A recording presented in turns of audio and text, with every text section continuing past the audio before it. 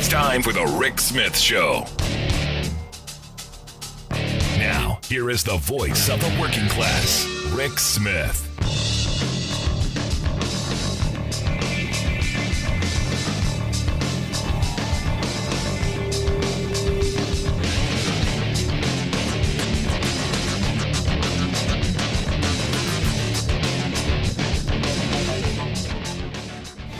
And welcome, brothers, sisters, working class heroes.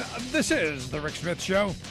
Thanks so much for being here today on the big program. Lots to get to, lots to talk about. Thrilled, happy to be back in the studio. Had a couple of great days in Boston at the American Federation of Teachers convention. Great time meeting teachers from across the country. Some 3,000 educators, paraprofessionals, nurses, aides, all those folks coming together to talk about, hey, how are you going to move your union forward? How are you going to help children? How are you going to help protect the most vulnerable? It's a pretty incredible event. Good on them. I have hope for big things coming out of that. But, you know, when you go into those environments, it's always chaotic. It's always, well, it's always fun. And we had a blast, and I want to thank Randy Weingarten, president of the American Federation of Teachers, for the invitation and having us there. It was a great event. Let's start off with the big story today. Evidently, big report coming out about the Uvalde shooting.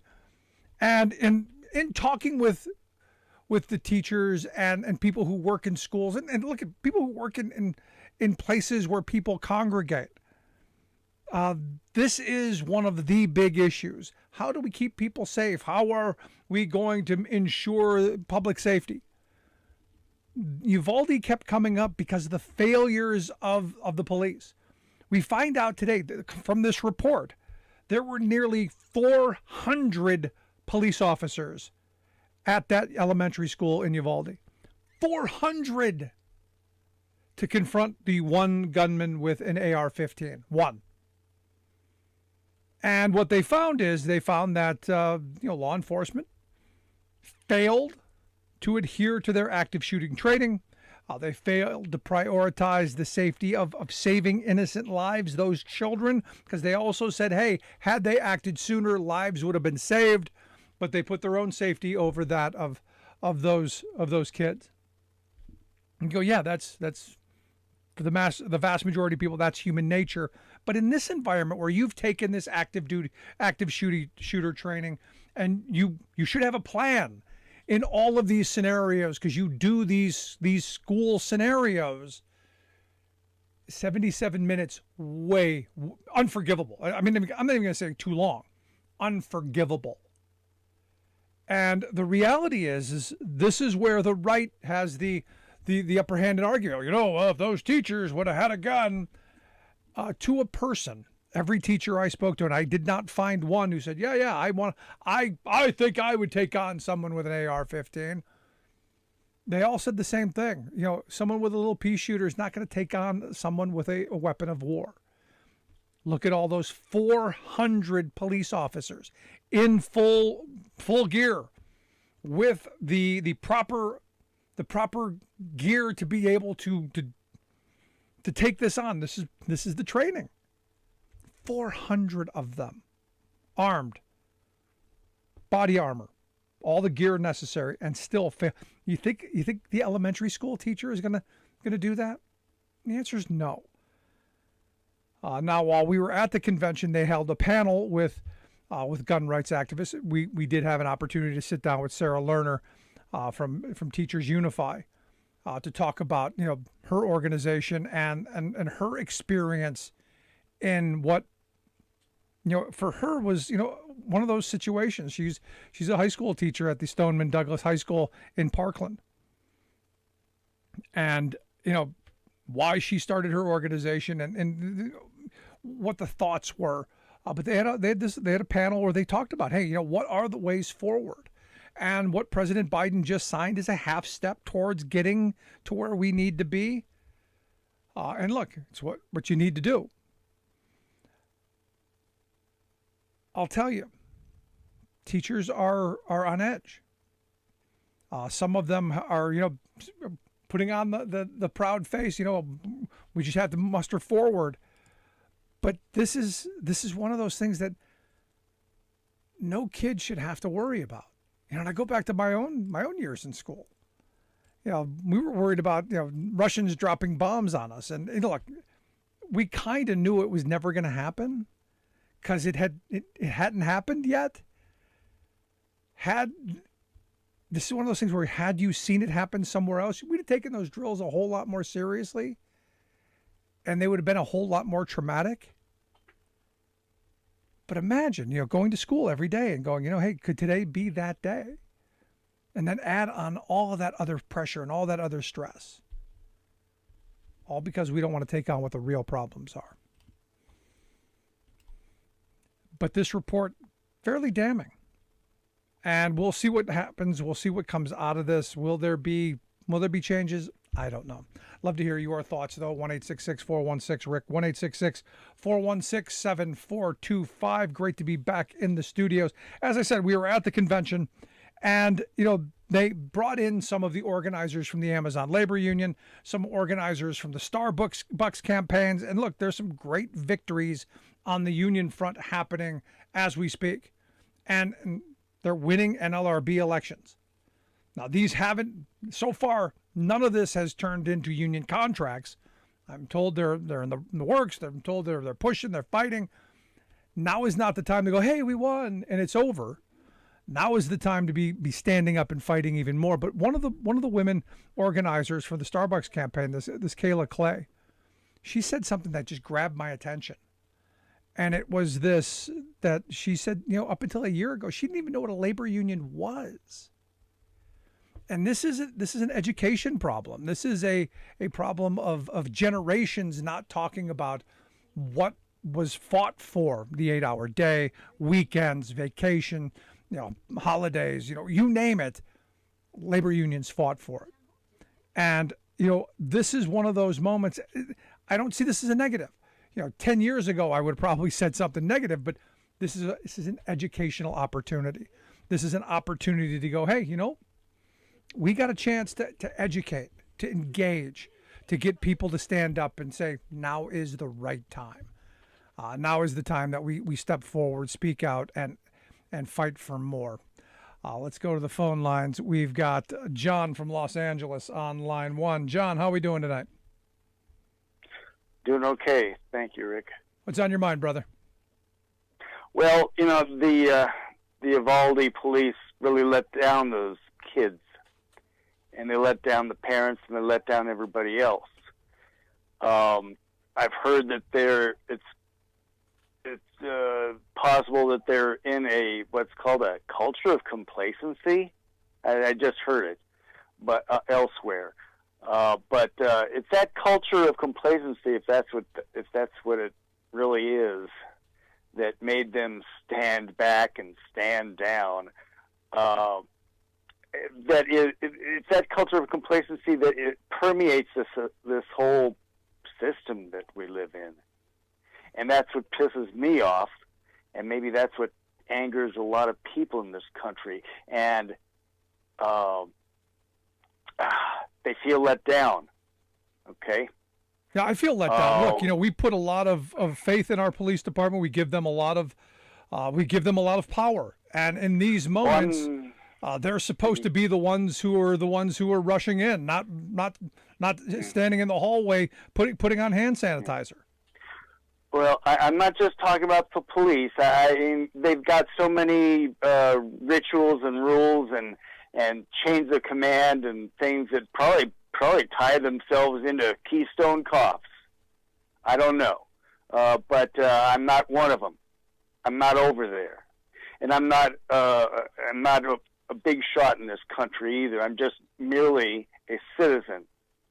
But I personally would not be let off the hook if I did something like that myself. But since I'm not a part of a group that exists in a culture of complacency, I feel I have the right to feel let down. No, I'm with you. Look, and you're not nobody. You're a citizen, and that's an important position in this country. Well, a lot of people feel that since I'm not as privy to the goings on of things, that maybe I don't know what I'm talking about, and a lot of people don't. And I'm not some Marjorie Taylor Greene, you big mouth, but I don't think.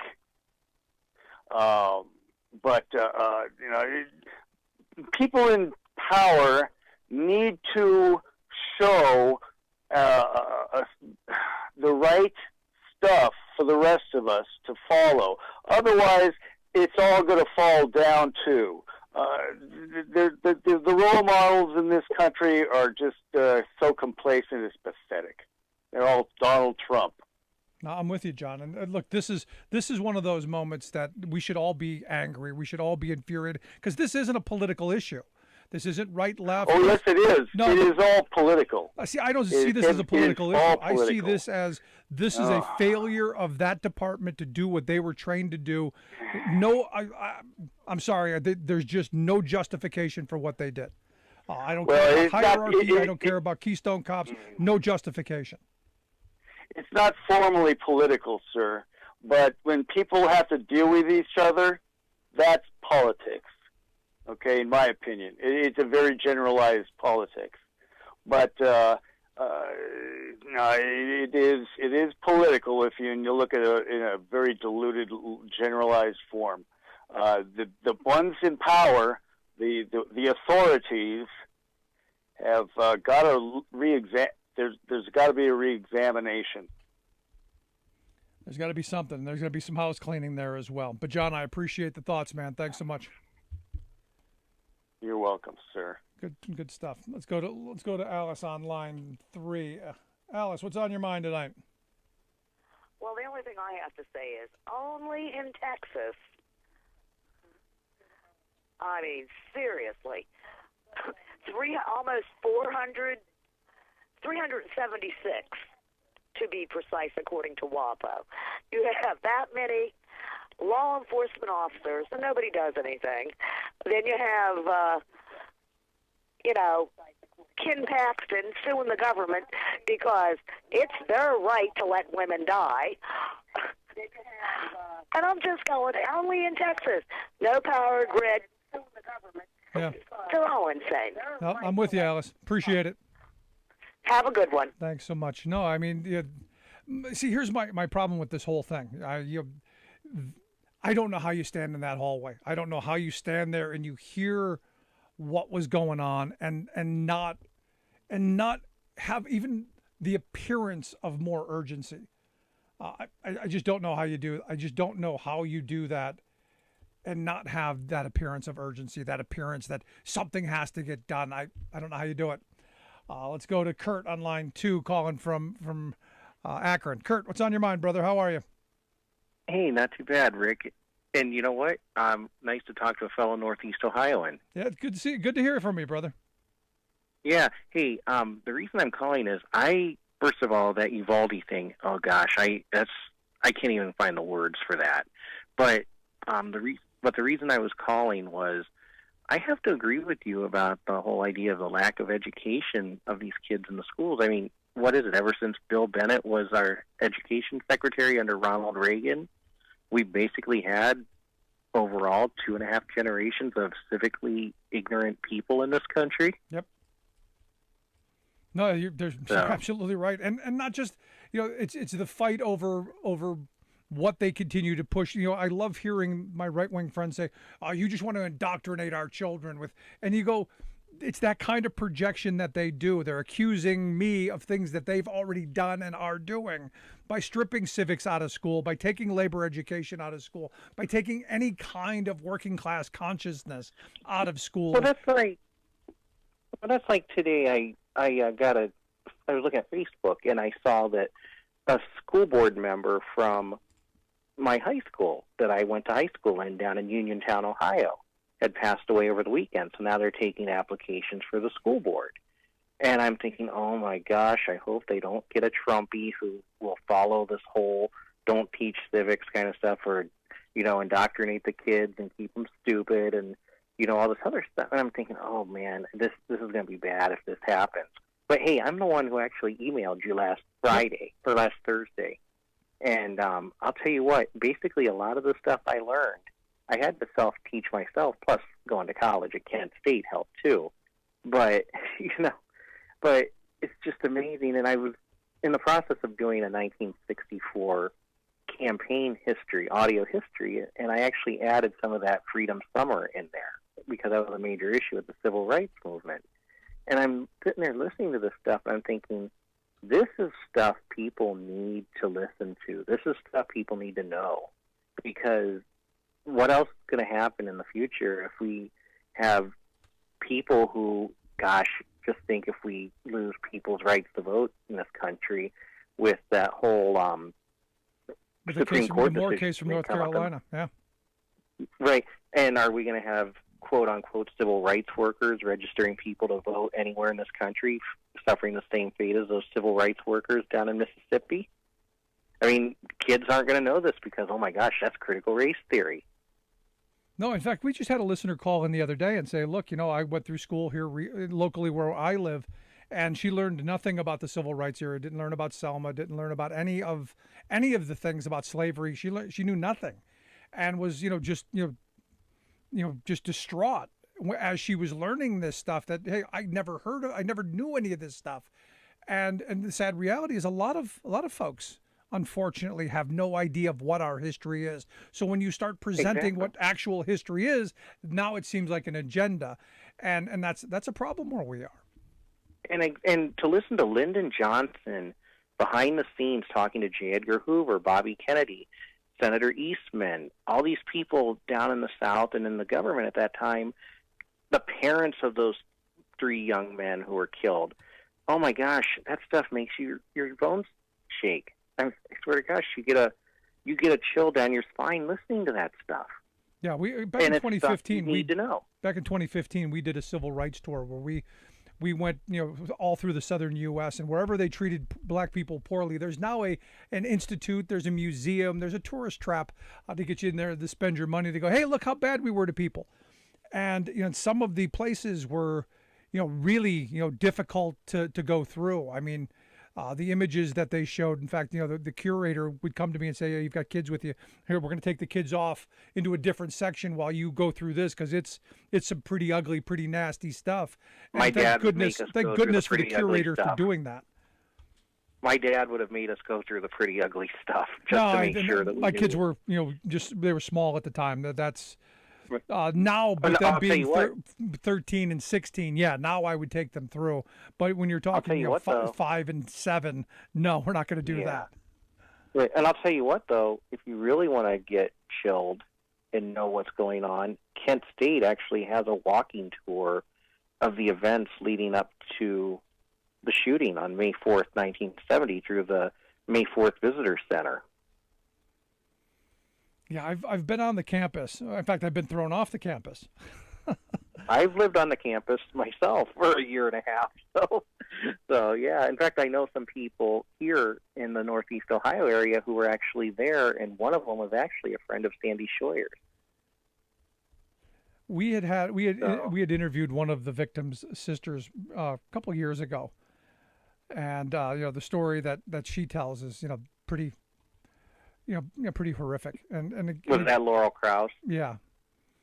And she's pretty active on that. Yeah, no, but again, this is stuff that people need to know, and because look, history does repeat itself, and that's why I give you credit for doing the work that you do, because it's important. Well, thank you, Rick, and I really enjoy your show. And again, a long-time listener, first-time caller. Appreciate it, Kurt. Call again real soon. All right, thank you. Bye-bye. Good stuff. Love to hear your thoughts. 1-866-416-RICK, 1-866-416-7425. Going to take a quick break. Right back on the other side. Stick around. Listen to The Rick Smith Show.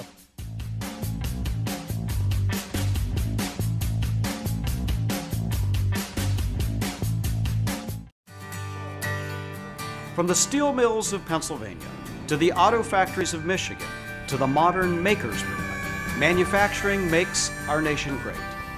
I'm Scott Paul, President of the Alliance for American Manufacturing.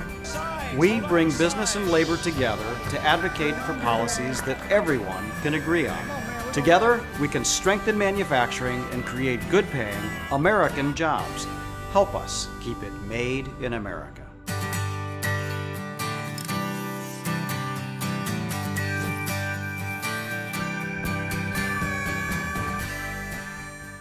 Here we are again. An overseas conflict hikes up our gas prices, and oil CEOs rake in record profits. It will keep happening until we break free from oil. Right now, we need Congress to ramp up production of clean, renewable energy sources. Energy that doesn't run out, so it costs families less. Energy that's made here in America. Energy that can't be manipulated by erratic dictators across the globe.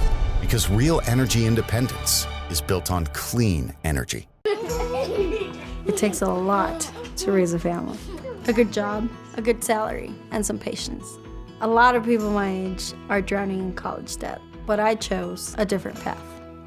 I'm a member of the IBEW, the International Brotherhood of Electrical Workers. I work hard for my job, and I love what I do.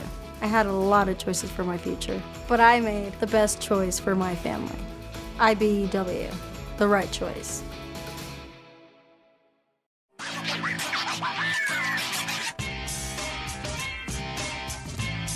So, time's running out on the climate change front, and thank you, Joe Manchin, for looseying the Democratic Party once again, and looseying, Joe Biden's agenda. Because look, there's a short window left from what we're being told to do something on climate change, so that our children's children don't look back at us and hate us as they literally fry.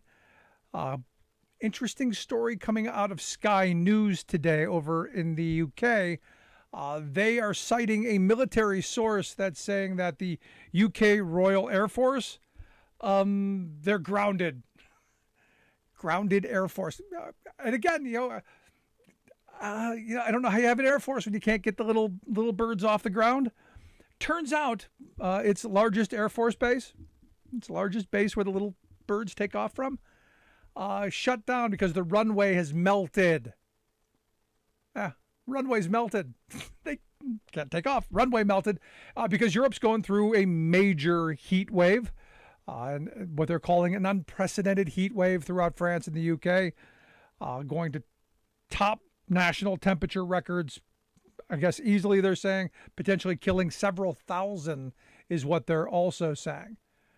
They're saying that scorching heat is moving north into more vulnerable regions after basically just decimating Spain and Portugal. So, hey, fun, especially for the poorer countries, the people who can't afford to be in air-conditioned or in temperature-controlled areas. Yeah, good fun for the future.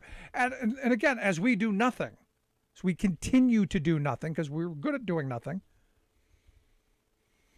you have people like Mitch McConnell, you have people like Rand Paul who are, doing their thing. Rand Paul is all upset that Mitch McConnell has made a deal or agreed to some deal with Biden over this anti-abortion judge that Biden is now pulling the nomination front. Because if you remember, Biden and McConnell had made some kind of a deal to Biden would get what he wanted. McConnell would get his judge because McConnell's all about the courts. Evidently, Biden got a little bit too much heat from us. Rightfully so, what we should be doing. Now, Mitch, let's not forget Mitch McConnell is holding up the country on the CHIPS bill. The CHIPS bill that would help us, in our vital infrastructural needs. All those cute little chips that go into our smart things, like the bombs that we need, supposedly, and all of our phones and all of the things that make our cars run. Evidently, we can't have that CHIPS bill until Mitch McConnell is certain, absolutely certain, that drug prices are not going to go down because, hey, pharmaceutical folks want to make sure that their profits are well taken care of. So if Mitch McConnell doesn't get his high drug prices, we don't get chips, and inflation keeps where it's at because we don't get the productive capacity to make things here at home.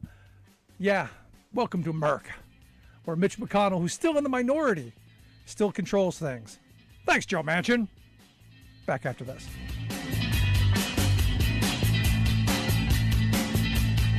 Calling all builders. all welders and roofers, engineers and electricians, calling all brick masons and boiler makers, steel workers and steam fitters. Your country is calling you to rebuild America, to create a cleaner, safer, more prosperous future for all. Tackling climate change, this is the job of our lifetime. It's time to build back better. Let's get to work. I've been driving buses for 5 years, and my day-to-day routine is I wake up a little earlier than most people. I get on a bus, I go out, I pick up some students and make sure they get to school nice and safe. Here in Fairbanks, Alaska, that can be a challenge because of the winter weather and the icy roads, but I love the job. So the Teamsters are great. They provide us a lot of protections. They've always taken care of their people, made sure that our jobs were secure. We didn't have to worry about whether or not we'd have a job from day to day. And that's amazing because before we'd be working 4, 6, 8 hours a day and only earning minimum wage was real difficult to make a living. And the Teamsters pushed a lot, so we make something we can live off of and not have to have a second job. What absolutely gives me peace of mind, the union membership allows me to focus on this job without having to worry about whether or not my family is going to be taken care of. I'm Andrew Case, and I'm proud to be Teamsters Local 959.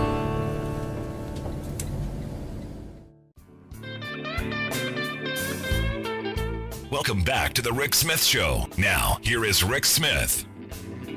So our tweet of the day comes from former Labor Secretary Robert Reich, who tweets out, Citizens United disaster in a nutshell. He says, in 2008, before the ruling, billionaires contributed $31 million to federal campaigns. In 2020, billionaires contributed $1.2 billion. He says that's a 40-fold increase. It never had to be like this. And look, this is what Citizens United did. This is, as my next guest points out, the best democracy money can buy. In fact, he's the man who wrote the book, the fabulous book, The Best Democracy Money Can Buy. And you can get that at gregpalast.com. Greg Palast is an investigative journalist, has written numerous books, got a new film coming out this fall. I'm very excited to see Vigilantes, Georgia's voter suppression hitmen. Looking forward to seeing this. That's why I've asked our good friend Greg Palast to come share some thoughts. Greg, thanks for taking time for us. Hey, glad to be with you, Rick. Best Democracy Money Can Buy. Best title for a book ever. And look, look at the numbers that Robert Reich, the former Labor Secretary, points out. He's right. It doesn't have to be like this, does it? Well, it doesn't have to be like this, but you know what? They've got the money, we've got the people, and that still will make the difference. Yes, I used to argue that. We've outprocreated them, yes, but if they keep blocking us from being able to vote, if they keep erecting barriers and purging people off of the voting rolls and saying, you were a felon in several years, so you can't vote today, what does it matter? Well, actually, isn't it interesting that they have to steal the elections? That's very, very important. I mean, you got to give an up to America because our elections get stolen. And I know you can't say that. I got to be very careful when I say stolen election. You could get pulled off the air by YouTube or you're not going to get me banned. Things. You're getting me banned. Right. So I have to say so instead we use the polite term voter suppression, which is a fancy term for screwing people out of their vote, mostly black people, young people, and other people of color being blue. And so I just came back from Georgia, and your condolences are accepted. I spent a month sweating and uncovering the latest in deep evil. We'll use that term vote suppression because we can't say stolen election. Vote suppression. And there's a new voting law in Georgia, which has got a lot of attention called SB 202, signed by Brian Kemp, the governor. But what I've seen zero national coverage of, nothing, is the worst part of the bill. There's this hidden little thing that says that any voter in Georgia can challenge the right of any other voter in their county to vote. And the challenges can be unlimited. Now, okay, what does that mean? It means that I, Greg Palast, can say, don't let Rick Smith vote. I challenge his right to vote because I think he's not really a proper voter. And so are they using this? Well, I can tell you right now that I met with the champ, the woman running for GOP vice chair of the Georgia party. She's a GOP official. These are not government agents. These are all individuals. She personally challenged 32,000 voters' right to vote in Georgia. That hasn't gotten 1 inch of publicity. I met with another guy. Stop. 32,000? Does she even know 32,000 people? Well, that's what I asked her. I said, it says she signed an affidavit saying that, I have information that these people are not proper voters. 32,000 in just Cobb County, which is a suburb of Atlanta. And so I went to her. You'll see in the film. In fact, I recommend everyone go see part of at least our little discussion, which was which you can catch at gregpalast.com. There's a trailer there for the film, and you'll see a woman dressed in Nancy Reagan red and her nice high heels and very formal, and she's so proud of the fact that she has challenged 32,000 voters. She is endorsed by Marjorie Taylor Greene, and she said she knocked 10,000 doors for Donald Trump. But since that didn't work, that is, Joe Biden won Georgia, and so did a black guy and a Jewish guy. It really disturbs her. So she said it was stolen. So she's now challenged 32,000 Biden voters on their right to vote. And she said that she had information. She signed an affidavit. So I said, did you contact any of these people? No. Did you call them? She said, how can I call 32,000 people? In fact, she said, the list was so long, I couldn't even afford to print it out. So I handed in a thumb drive. I can't make this up. And so I showed her, but before I did that, I showed her a picture of a woman she had challenged. Tamara Horn is her name, a black woman. I said, do you know Tamara Horn? No. Have you ever called her? Oh, no. Have you ever met her? Have you been to her house? No, because she thought I was saying, oh, I'm, here's a known, it's a female black woman. So most black women are female. And she said, she thought, oh, must be a crack dealer that he's trying to associate me with. No, it's just someone trying to vote. She didn't know who the hell she was. Yeah. I showed her a guy on his honeymoon. I said, you know this guy, Storm Saul? No, never met him. I said, you challenged his right to vote. You don't know where he lives? But you said he doesn't live where he lives. I just went to his house. I was just there at his house. So then she, like a nice, upright Republican, her husband, she told me, get out or I'll call the police. And then her husband ran out and seized me. It's like, but I wasn't joking around because the house was filled with guns and ammo. And they had this loaded, and I know it was loaded, shotgun right next to the door. And so I said, I'm leaving. And then she began calling me an a-hole and other language more appropriate for a Republican county There's chairman, that Southern hospitality. And Southern hospitality with the shotgun. And so we were out of there. And then I met another guy who actually also was carrying around a loaded gun because he plays a vigilante. It's kind of a side gig. Excuse me, Anthrax. But he plays Doc Holliday, a vigilante. You remember the Wyatt Earp's vigilante partner at the OK Corral? Yeah. And he was telling me this great story. His Doc Holliday's his hero. So he said there was this one incident where, because he's a Georgian, where he went to a watering hole where he liked to swim. And there were 3, as he says, African-American boys. I looked it up. They were Union soldiers, African-American Union soldiers who were bathing in the lake. So Doc Holliday shot them dead. And he said, but then he said, he's a really classy guy. He's a good guy. He's a really classy guy. What he didn't expect is he had actually also, he didn't shoot him, but he did challenge several African-American soldiers who had been, assigned out of Georgia. So they asked for absentee ballots. So he challenged their right to vote, including a guy, Major Turner, who I met here in California. He was assigned here by our commander-in-chief. He's the guy who's designed the latest updates on new special anti-tank weapons that we're sending to Ukraine. He's career military. And this guy challenged his vote. And what was interesting, you'll love this, Rick, when we met this vigilante challenger, he challenged 4,000 people in Columbus, Georgia, 4,000 people. And I said, and I introduced him to Major Turner. I said, you ever met Major Turner? No. Do you know where he lives? No. He lives in this house that you're in right now. And the house that you said he didn't live in. Right. And you challenged his right to vote. And the major said, I was assigned to California by the military. So I asked for an absentee ballot, and you stopped me from getting my ballot. And, the guy was, and then the guy was, flummoxed, of course, but, he wouldn't, and all he asked for, the major, was an apology. And the guy would not give him an apology. And now, this is not just a guy.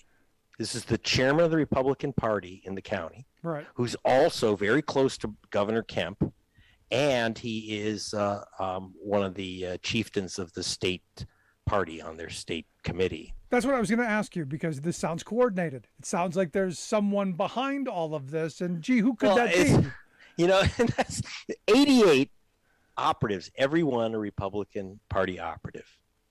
81 of them, county chairman, state committeemen, etc. They say, it's not coordinated. So let me ask you the other side of this real quick. Yeah. So what's to stop someone say, I don't know, anyone, one of the people who have been challenged from going, every Republican chair in the state, I challenge their vote? Well, excuse me, two things. One, that we don't do that. we don't match suppression with suppression. What we are trying to do is expose it, warn the people. I'm working with Black Voters Matter, Latasha Brown, to get the word out to voters that they've been challenged, because most don't know they've been challenged. The way it works, you get challenged. In most cases, what was unusual about the major is he didn't get his absentee ballot. Usually what they do is they send you the ballot, you mail it in, but then they don't count it.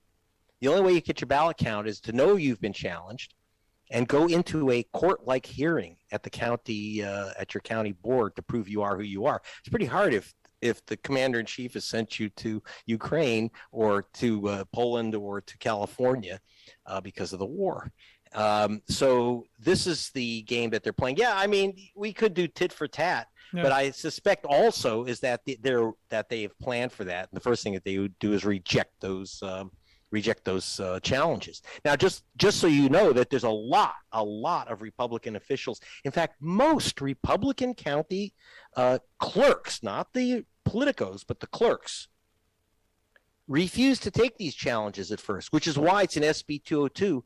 If they don't accept the challenges, a new state board of elections can remove that county board and its members if they don't do what they want. And guess who's the new county elections board is headed by? Governor Kemp. There you go. So Brian Kemp has been playing. This is like, and what I'm very worried about, and by the way, you know where these guys got the list? Because, this lady in red, this GOP official and the vigilante, I mean, you may think of him as a joke, but he's the big power in Georgia. I said, where did you get these lists? He says, I don't know. And she wouldn't tell me at first. And finally, we looked it up. It all came from that Texas group that you love, Rick, True the Vote. Those are the guys that came up with that goofy film, 2,000 Mules, which proved that the election was stolen from Donald Trump. And by the way, so I actually, and in our film, which will be coming out in the fall, Vigilantes, Georgia's vote suppression hitmen, about Kemp. One of the things that we do take on that film, because they concentrate on Georgia, they say thousands, they say hundreds of mules, black men. They show it's always black men who are paid $10 a vote to stuff ballot drop boxes. Now, this is serious because as a result of this film, there are basically no drop boxes now in the state of Georgia for people to drop off their ballots. And there's fewer and fewer opportunities to vote. So you end up saying, instead of being able to drop your ballot into a box, you have to wait 5 hours in line. And by the way, if someone hands you a bottle of water in the Georgia heat, they can go to prison for 5 years. Right. Under SB 202. So, it just piles up. But, so one of the things is that I looked, and they use something called geo-tracking. It looks really dramatic, like they know exactly where someone's been. And they show, this mule going to 28. They said, we've got this guy that you're seeing, because remember, every single drop box in America has a security camera on it. So when you vote by drop box, you're filmed. And it's stamped. And of course, every single ballot, your ballot, what's inside your ballot is secret, but people have to recognize, turn over your ballot, you see a barcode. Every ballot, and of course, as your address, every the fact that you voted and the fact that this is your ballot is not secret. It can't be. See, it has to be a real ballot. But they're saying all these ballots were stolen. Yep. And but here's the funny thing: the geo-tracking that they use to show that someone's gone from Dropbox to Dropbox is only accurate within 93 feet. So anyone who's like jogging by on the other side of the highway is a mule. In fact, and they keep saying here that we have some people go by these same drop boxes 20 times in a month. So I was saying they should rename the film, instead of 2,000 Mules, they should rename it 2,000 Mailmen. They're just doing their job. So, but this is the group that's come up with this hit list. And by the way, it's 300,000. I want to repeat that number: 300,000 voters have been challenged by these GOP operatives, and there's not one word in the national press about this story. We're going to break it, but I will break it out. I'm looking forward to the film. The film Vigilantes, Georgia's Vote Suppression Hitman. I can't wait to see this. GregPalast.com, where you go to get more information. You're listening to The Rick Smith Show. We're with Greg Palast, investigative journalist, author of The Best Democracy Money Can Buy, Ours. That book for me opened up a lot of my eyes on, with 2000, you go back to voting while black, the voting perjury, Catherine Harris, Jeb Bush, all the shenanigans that went on there, Choice Point. Every election cycle seems to have a new gimmick. You go 2000, yes. The hanging chads and the butterfly ballots and the purging that went on. 2004, the caging that happened. Every time they come up with a new voter ID in 12, there were all these new gimmicks. The latest gimmick then, right? Yes, it's whack-a-mole.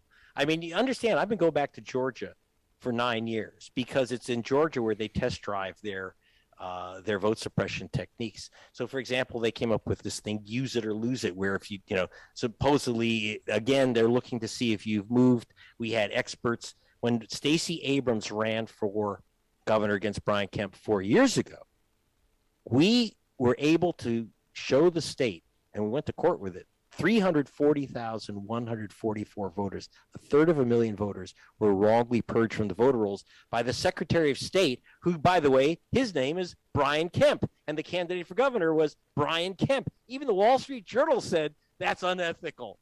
But he was it's Georgia. That's Georgia, and he was channeling his friend Chris Kobach, who was Secretary of State while running for governor of Kansas, who he was working with. I had to win a federal court case to open up the email chain between him and Kobach, Chris Kobach of Kansas. If you can't remember the name, just think KKK, who is Donald Trump's kind of mastermind of vote suppression techniques, and he works closely with Brian Kemp. And so Kemp just has new techniques. And you know what makes me ill, Rick? Brian Kemp and his Secretary of State, who is the most racist, vicious Secretary of State since Catherine Harris of Florida back in 2000. MSNBC's playing these people like heroes because they got in trouble with Trump, but they are to the right of Trump on most issues. No, I don't give. Their problem with Trump is that he's not far right enough. Yeah, I don't give Raffensperger credit for anything other than wanting to stay out of jail. Yes, and so what happened is that he got to the point where there were 29 phone calls. He's only showed, this is the Secretary of State of Georgia. There were 29 phone calls. He only recorded one. And he knew he was going to record that, so he did a cover your ass, stay out of jail recording, because he knew a grand jury was going to end up looking into this. And he still, by the way, has not turned over to the grand jury the other tapes and the other information. He's refused. Why? If you're trying to get out the truth, why won't you tell a grand jury? Why do they have to threaten you with imprisonment, which is what they're going to have to do to get the real information from these characters, because they are in on the big steal. And the thing is that they just couldn't steal enough. We went to court against Raffensperger and Kemp. When I say we, I was with the NAACP and with Operation Rainbow Push and Black Voters Matter. And we went to court, and we got an order to require Raffensperger to explain why our list of 198,000 people wrongly removed from the rolls shouldn't be put back on. He literally locked his office, turned out the lights, and hid inside rather than meet with us, and stalled us till after that election. They still lost. That was the 2020 election and the runoff for the Senate, in which the Democrats won that one too. Because they can't. Here's the good news, Rick. They can't steal all the votes all the time. But if you go to gregpals.com, you can see us chasing the Secretary of State around the state building. But to consider Raffensperger or Brian Kemp some type of heroes, it's very dangerous stuff. And they've been getting a pass from the national press, which has Trump derangement syndrome. If Trump doesn't like you, you must be wonderful. Trump doesn't like him because they wouldn't go to jail for him. Yeah. And that's the problem. They didn't find the 12,000 votes that Trump wanted when Trump thought he won by 400,000. And this is the weird part for me. If you thought you won by 400,000, why are you only asking for 12,000? Ask for your 400,000 votes. If you won by 400, you want your 400,000 votes. Well, they also said, he said the proof was that they had 77,000 illegal votes in the drop box in Fulton County, which is, by the way, more than all of the votes in the drop boxes in Fulton County. So in other words, Trump had more than all the votes stolen from him. But even beyond that, you have to look at who is being removed. And for example, if you go to our website, you'll see when I was in 2018, I had the list of people wrongly removed. We tried to warn as many people as we could to try to re-register, but it's too late for most. And there's this woman sobbing, and her 92-year-old grandmother had been blocked from voting. It was going to be her 50th year of voting. Her grandmother's in a walker. I talked to her. So they said she didn't live in Atlanta anymore. I went down the street to their home in Atlanta, and I see the picture of Martin Luther King there at their home having dinner. And I said, did you know King? He's having dinner at your home here. And so obviously she's been at that house for 50 years at least. And she said, oh, well, he's my cousin. He was my cousin. So this is Martin Luther King's cousin that they blocked from voting in Georgia. And that's how Brian Kemp became governor, by stealing the election. And so now you have this thing where, unfortunately, too many Democrats are saying, like Adam Schiff, saying anyone who says that American elections are anything but wonderful is undermining democracy. No. We have had stolen elections, Adam. In 2000, 2004, 2018, Stacey Abrams was dead correct in saying the election was stolen from her. And she cited my investigation for Rolling Stone at the time and the case of Martin Luther King's cousin. It was a straight up steal. And I hate to say it, Adam. No, American democracy is more of a promise than an action. Maybe you live on the West Coast here, and we're all getting tanned and mailing in our votes from the beach, but that ain't Georgia. It's not Georgia. So what's the answer to kind of wrap this up? Where do we go with this? I just saw a story today that there's a group called FaithWorks in Georgia that's trying to link up 1,000 churches across Georgia, to do this. And they say, it's the first effort of black churches in Georgia to do this, to do formal operations. And I'm going, it's 2022. Shouldn't we have done this already? By the way, the guy, I'll tell you. I'm going to repeat what I said before. They can't steal all the votes all the time. And Biden did take Georgia, and despite removing 198,000 voters illegally, despite every trick in the book, Biden still took Georgia, and Reverend Warnock, who's running for re-election in November, won. He took King's place at the Ebenezer Baptist Church.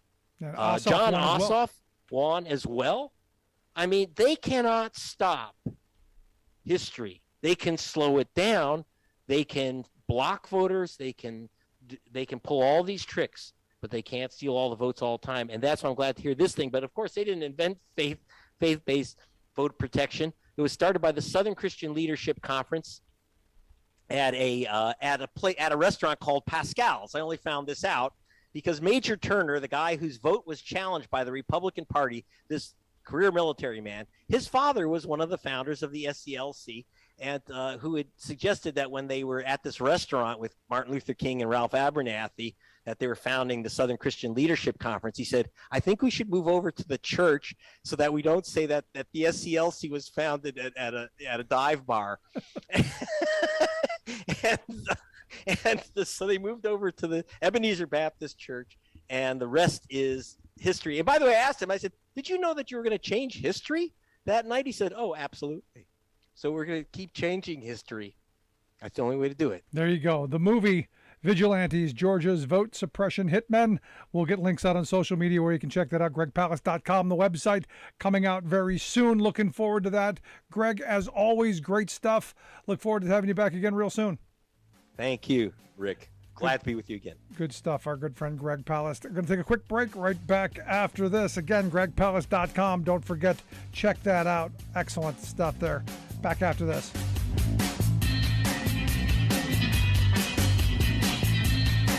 For a long period of time, I wasn't really sure what I wanted to do. I started my career in the operations field, just kept taking on new projects. There's so many different opportunities that you can pursue in clean energy. But it was really great to know that there was a company so close to home in the renewable energy business. Investment in the area would be huge. It would be great to be able to expand the area and give people jobs. Having these opportunities for the younger generation would mean a lot for our community. It doesn't happen like we think it does. No one rolls the tanks. No armies meet in pitched battle. It happens quietly, little by little. And because so many think it can't happen, it does happen. Little by little, the rules change. It doesn't seem shocking or sudden. And that's the point. Fewer places to vote, longer lines. Don't worry, they say. We're just improving the system. They hope we won't notice the rules are changing because they lost the last election. They hope we just won't care enough to stop them. They believe they can take America away from us, and we won't even notice. We know who they are. We know what they want. The question is, who are we? Do we let them get away with it, or do we fight? Democracy is on the ballot. Vote while your vote still counts. The Lincoln Project is responsible for the content of this advertising. Welcome back to The Rick Smith Show. Check out our website, thericksmithshow.com. Questions, comments, something on your mind, you can email me, rick at thericksmithshow.com. So evidently, according to Dr. Quack, Oz, the MAGA movement is dying. He sent out a fundraising ask. He's got a 300% match if you'll give today, if you want to keep the MAGA movement alive. And I'm going, wait a second. Didn't Trump endorse you? You're saying the MAGA movement is dying. That's not going to endear you to the Orange Menace. Probably not a great idea. And Dr. Oz points out that liberals are winning the fundraising race, and America First pro-Trump movement feels defeated. Yeah, because some of them are going to be going to jail. That's probably going to happen. He says if just 7 MAGA supporters step up right here, right now, we'll be able to turn things around. Our nation can't afford for the MAGA movement to die, but it's dying. So the money's drying up is what they're saying. So be a fighter. Be a fighter for Trump. Give Dr. Quack, a millionaire, some money. And send it to New Jersey. Send it to New Jersey. You know it's bad when Snooki is trolling Oz. You know things are bad, and rightly so. Also, Pennsylvania's got again another character running for office. You got Dr. Quack and now Benito Mastriano running for governor. Evidently, he's been deleting a bunch of his Facebook posts. Yeah, I guess a little too crazy. A lot of the Facebook videos that he's got, the discussions that he's put up there, yeah, they don't really want his words being, reported accurately, just to say how crazy he is. So they're deleting it. And, I guess, good for him that he's finally waking up to just how crazy he is. Yeah. So there you go. Also, Thursday, big hearing. Mark the date, 8 p.m., Thursday, July 21st. What I'm told is the final, perhaps. There might be another one down the road, maybe, who knows. We're told this is potentially the last one, going to be in prime time, 8 p.m. We're going to start our broadcast early, so you can check that out on Twitter, Facebook, on the website. We'll start then. We're just going to air the hearing as we've done in the past, and then when it's over, we will have folks to give some thoughts on what was presented and where things go. I'm expecting this is going to be it. I'm expecting for this hearing to be the cherry on the top. This is the explosive one. This is going to be the big one. This is where they're going to take from all of the other ones, tie it all together, and a bow right on top of Trump's head, so that Merrick Garland is going to have to do something. They're going to have to do something. Because look, the sentiment of the country is moving towards accountability. The sentiment of the country, of average, everyday, working class voters is, you know what? Yeah, you did what you're accused of. You do the crime, time to do the time. And I think this is a good moment. Could be a good unifying, healing kind of moment where accountability and sunshine come together. And we start purple walking some folk. But I'm looking forward to that. Love to hear your thoughts. If you missed any portion of the program, podcast, always available wherever you get your favorites. Ours will be there. Email me, rick@thericksmithshow.com. Thanks so much for being here. We'll see you back here next time.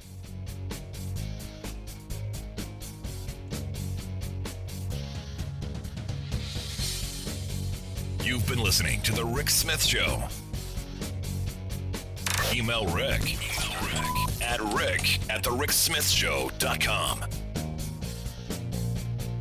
Until next time, this has been The Rick Smith Show.